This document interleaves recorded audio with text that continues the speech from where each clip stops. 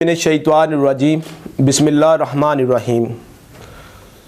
تمام تعریفیں اس باری تعالیٰ کے لیے ہیں جو علی کل شیء قدیر ہے، اور بے حد درود حضور صلی اللہ علیہ وآلہ وسلم پر۔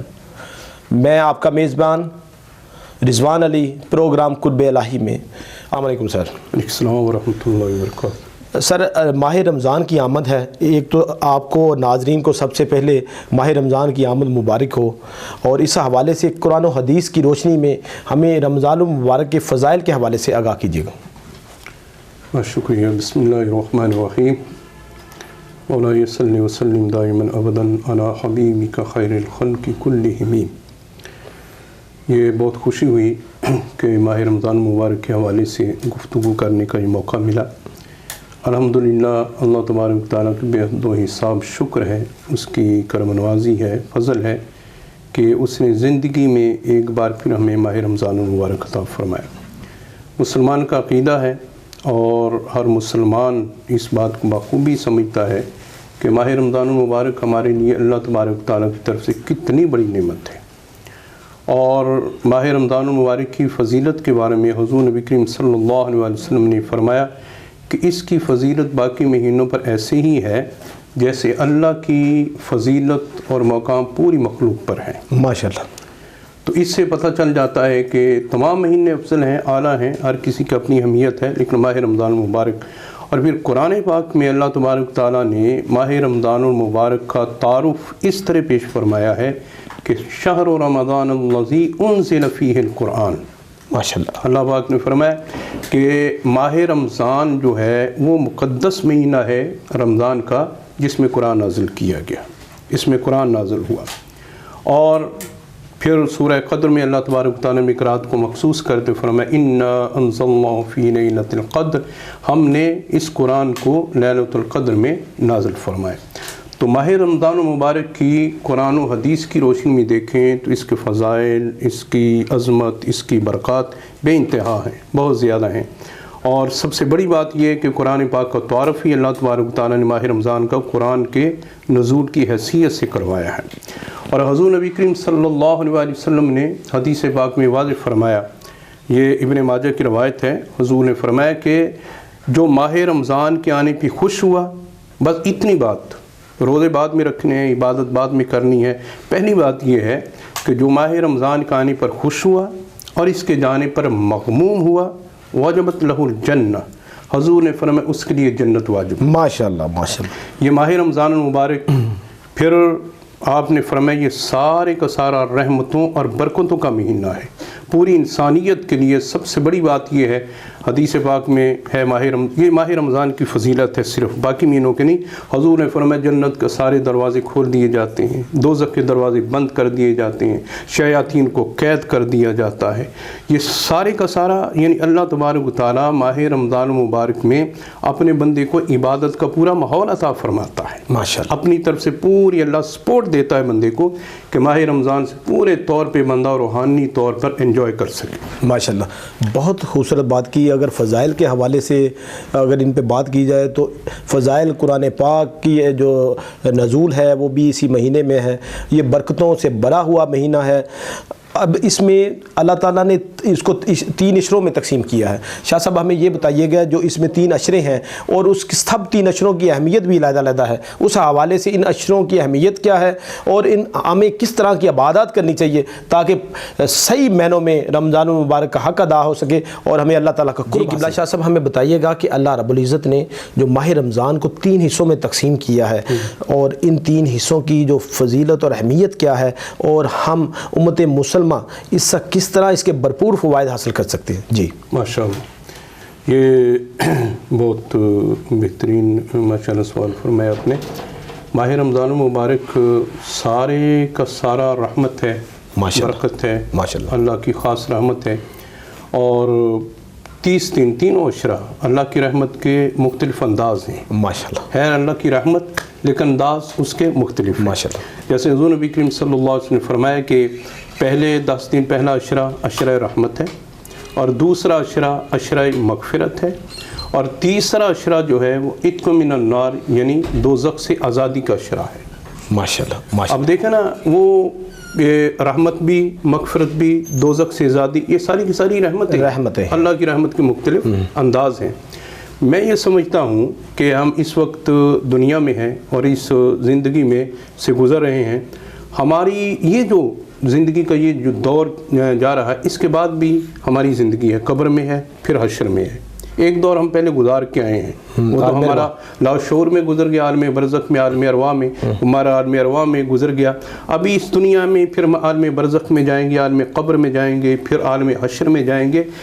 تو یہ آپ کو دیکھیں، قرآن جس طرح ماہ رمضان کے اللہ نے 3 عشرے حضور نبی کریم صلی اللہ علیہ وسلم نے فرمائے، اسی طرح اب سے لے کر قیامت تک بھی ہمارے تقریباً زندگی کے 3 حصے بنتے ہیں۔ ماشاءاللہ ماشاءاللہ۔ ایک ہمارا یہ اس دنیا کا یہ جو پیریڈ جا رہا ہے، اس کے بعد ہم یہاں سے موت کے پروسیس سے گزرنے کے بعد قبر میں جائیں گے، تو قبر میں ہمارا دوسرا مرحلہ شروع ہو جائے گا ماشاءاللہ۔ پھر اذا بعثر ما فی القبور کے بعد جب قبروں سے اٹھائے جائیں گے، پھر میدان معاشر میں تیسرا ہوگا ماشاءاللہ۔ اچھا، اس دنیا میں رہنے کے لیے بھی ہمیں اللہ کی رحمت کی ضرورت ہے، بے شک۔ میں سمجھتا ہوں وہ جو پہلا عشرہ حضور نے فرمایا رحمت، اگر وہ 10 دن بندہ عبادت کے ساتھ گزارے، اللہ کی رحمت مل جائے تو بندے کی اس زندگی کا دورانیہ آسان ہو جائے گا۔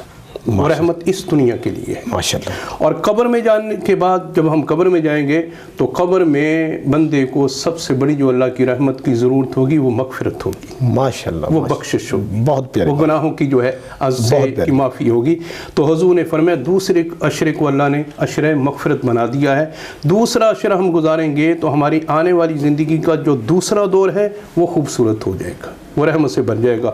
اور میدان معاشر میں جو سب سے بڑی آرزو ہوگی، القرآن پاک میں اللہ تبارک فرماتا ہے کہ وَمَنْ زُحْزِحَ عَنِ النَّارِ وَأُدْخِلَ الْجَنَّةَ فَقَدْ فَازَ۔ اللہ پاک نے فرمایا جو دوزخ سے بچا لیا گیا اور جنت میں داخل کر دیا گیا وہ کامیاب ہو گیا۔ ماشاءاللہ۔ اس دن سب سے بڑی کامیابی ہوگی کہ بندے کو دوزخ سے آزادی مل جائے، ماشاءاللہ، جنت کا پروانہ۔ تو حضور نے فرمایا اللہ نے تیسرے عشرے کو دوزخ سے آزادی کا عشرہ بنا دیا ہے۔ بہت خوبصورت بات کی شاہ صاحب۔ یہ 3 عشرے ہماری 3 ادوار جو ہیں ہماری زندگی کے، ان کو کور کرتے ہیں۔ تینوں عشرے جو ہیں اللہ تعالیٰ کی رحمت کے عشرے ہیں۔ یہ اللہ تعالیٰ کی ایک انسان کو اس کو بخشش کا ایک بہانہ ہے، اس کی بخشش بہانے ڈھونڈ رہی ہے۔ اس کو 3 حصوں میں تقسیم کیا ہے، ہر حصہ مغفرت اور رحمت والا ہے اور یہ برکتوں والا ہے۔ شاہ صاحب ہمیں یہ بتائیے گا اجتماعی نظام زندگی میں جو روزے کی اہمیت کیا ہے؟ اصل میں ہماری عبادت کا جو فلسفہ ہے نا، اسلامی عبادات، اس کو اللہ تبارک و تعالیٰ نے صرف مذہبی انسان کو روحانی طور پہ نہیں بلکہ جسمانی طور پر بھی کور کیا ہے۔ اور ہماری عبادات جو ہیں وہ صرف انسان کی ذاتی حیثیت تک نہیں ہے بلکہ اجتماعی حیثیت تک بھی ان کا اثر ہوتا ہے، اثر و نفوذ ہے۔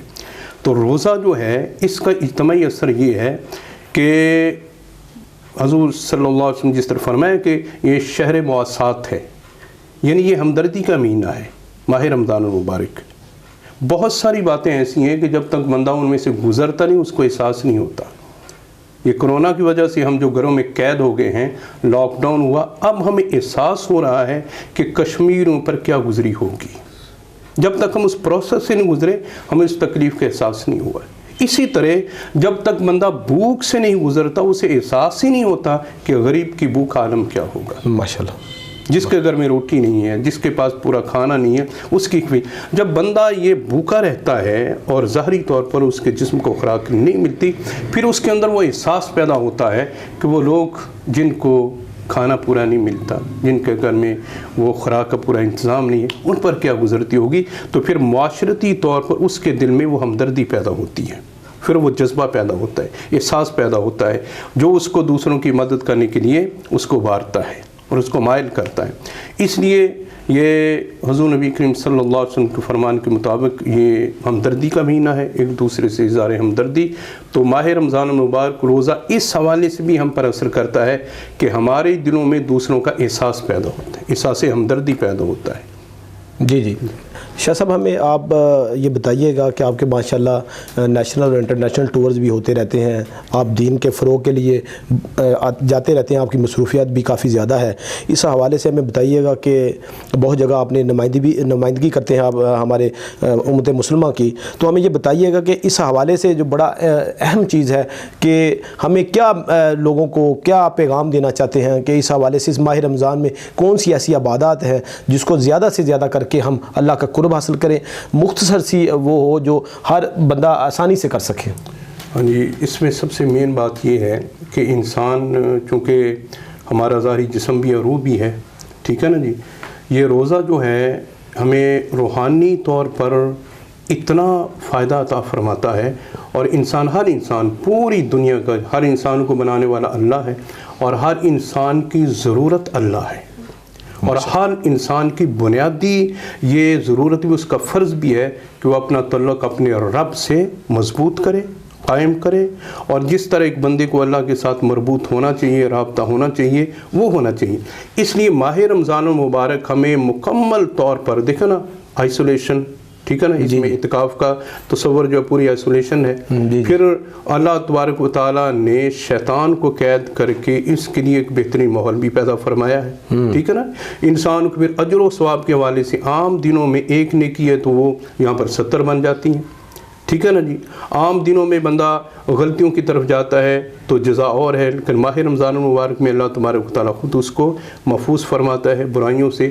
تو اس مہینے میں بندے کو کوشش کر کے پوری توجہ کے ساتھ ایک مہینہ کوشش کرے، اپنی روٹین بنائے، پھر پورا سال خود بخود اللہ تبارک و تعالیٰ اس کی مدد فرمائے گا۔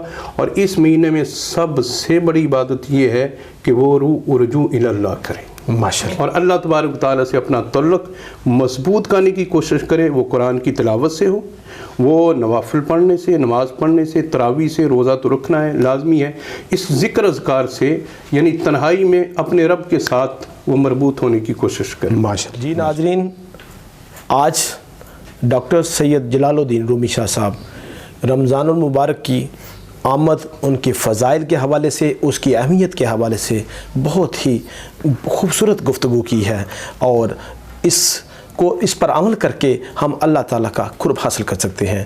میں کینڈل ٹی وی کی طرف سے اور اپنی پوری ٹیم کی طرف سے آپ سے اجازت چاہتا ہوں۔